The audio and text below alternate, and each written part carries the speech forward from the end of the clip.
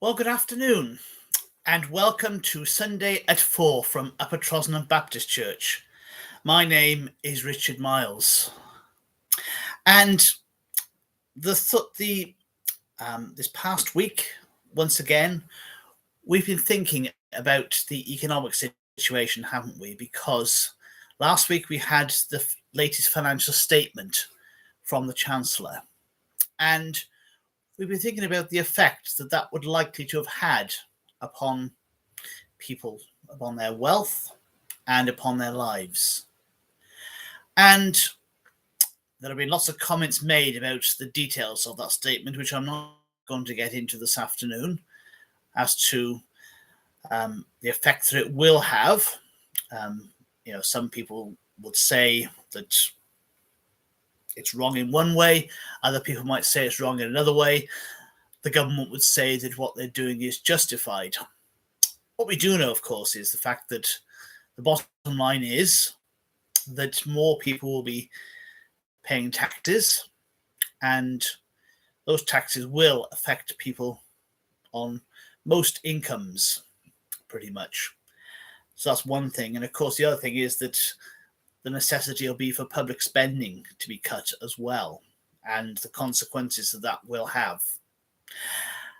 And so, yes, economic things happening, and the financial statement having an effect on people's lives. And there has been and continues to be concern amongst people as to what things are going to be like over the winter, because as things get colder, people are getting more concerned about how to be able to afford to heat their homes. And there's no doubt that fuel prices will go up.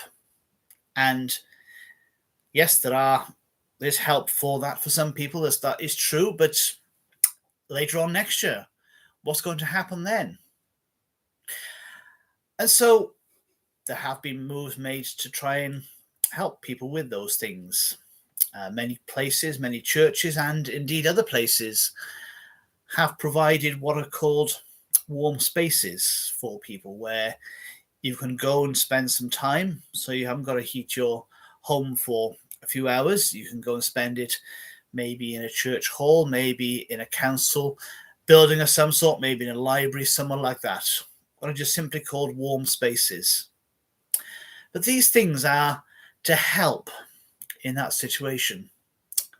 But of course, the thing about it is they don't provide the solutions, do they? Even though they're good, those things. Ultimately, we still have to be able to find the money to buy food and things like that. And food prices are going up too, aren't they? There's no doubt about that. As you go to the supermarket and fill up your trolley or your basket, even over the last few weeks, going shopping has been noticeable that the amount that has been spent has been going up. And prices of things, individual things, have gone up. Just consider, for instance, the way that milk prices have gone up over the last few weeks. So all these things are there and have an effect upon people. That is the point, isn't it? Financial things, financial decisions that are made have an effect upon people like you and people like me. And as I said, there's no doubt that people will indeed struggle. And so we're grateful as well for those who are seeking to help those that struggle. And as well as the warm spaces, there's food banks which are being used, and they're being used more and more, aren't they? And other organisations helping people to manage their money, because that is going to become a bigger thing over these next weeks. But I wanted to have a look this afternoon as well at what the Bible has to say, because you might be thinking, does the Bible have anything to say about finances? Does the Bible have anything to say about money and about our attitude to it? Well, you might be quite surprised to learn that, yes, the Bible does have quite a lot to say. We've mentioned some of the things before.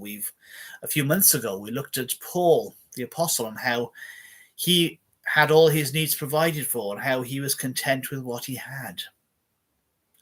What I want to read to you this afternoon are a couple of verses by somebody who you may not have heard of, somebody who is not very well known in the Bible, a man by the name of Agur. He was an Old Testament writer, and he wrote some of the Proverbs that we have in the book of Proverbs. But he has some wisdom, which includes thinking about money. I'm going to read just a few verses. He says in Proverbs 30, verses 7 to 9, "Two things I ask of you, Lord. Do not refuse me before I die. Keep falsehood and lies far from me. Give me neither poverty nor riches, but give me only my daily bread. Otherwise I may have too much and disown you and say, 'Who is the Lord?' Or I may become poor and steal, and so dishonor the name of my God." Interesting, the two things that he asks of God, that he will be kept from falsehood and lies. In other words, that he would live a life where he tells the truth. And maybe we're not surprised at that. I mean, after all, if you're going to ask God for something, you can say to God, I really want to be an honest person. I really want to be somebody who tells the truth always. So keep you from falsehood, keep you from lies. But the second thing he asks for is that he has neither poverty nor riches. In other words, he asks God that he does not become too rich and he does not become too poor, as if those two extremes are not good things. And the issue that we have, I suppose, is this, that those extremes are becoming the case, aren't they, in society? There are people who do have lots and lots of money, who do become very, very rich. And then there are other people who do become very, very poor and struggle to have enough. But he says, give me only my daily bread. In other words, give me as much as I need to buy what I need to buy. And I guess that's what we should be aspiring to now. As I say, those people who are the poorest would love just to be able to have enough to provide food, wouldn't they? They would love to have just enough for whatever it is they need, because poverty is not a good thing, and as he implies here as well, sadly, sometimes those in poverty might be inclined to obtain money by dishonest means. He says, I may become poor and steal, and so dishonor the name of my God. And so he's asking God, please God, give me what I need. Give me as much as I need. And we can pray that for ourselves, and we can pray that as well for those who are in poverty, that they will indeed have as much as they need. I mean, Jesus himself taught, didn't he, that we should pray, give us today our daily bread. In other words, give us as much as we need for today.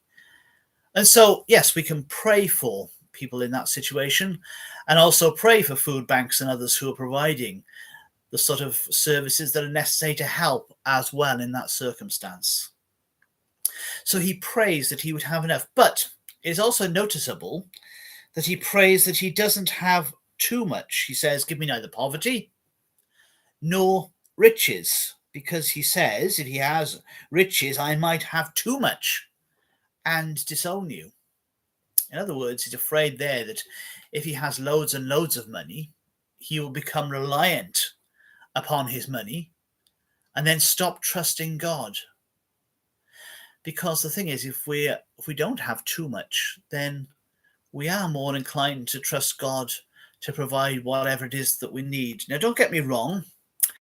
There are people who do have lots of money, who do trust God. Not all rich people trust their money. And there are rich people as well who do a lot of good things with their money. Let's be clear about that as well. But it can be very tempting, I'm sure, if you have a lot of money. I've never had lots myself, but I can imagine it would be tempting to be able to say, oh, I've got all this money, I don't need to worry anymore. I can just trust in that rather than trust in God.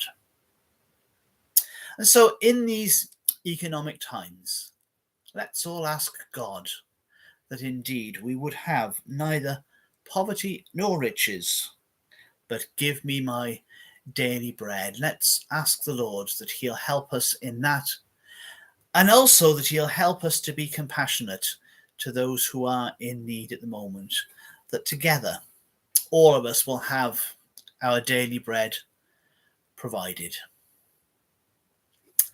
Well, thank you so much for watching, and may the Lord bless you.